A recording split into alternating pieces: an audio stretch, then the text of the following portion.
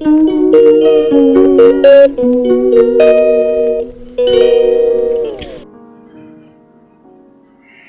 आज मित्रांनो, आपण तथागत गौतम बुद्ध यांच्या महान विचारांबद्दल आणि जीवनांबद्दल या व्हिडिओमध्ये जाणून घेऊया. आणि आज बुद्ध पौर्णिमा आहे. शांतता, करुणा आणि सत्याचा मार्ग दाखवणारे महान व्यक्तिमत्व म्हणजे तथागत गौतम बुद्ध.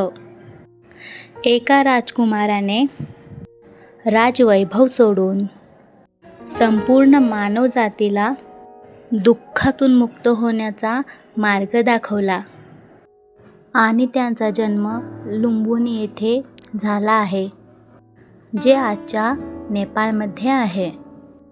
त्यांचे वडील राजा शुद्धोधन आणि त्यांची आई महामाया होती.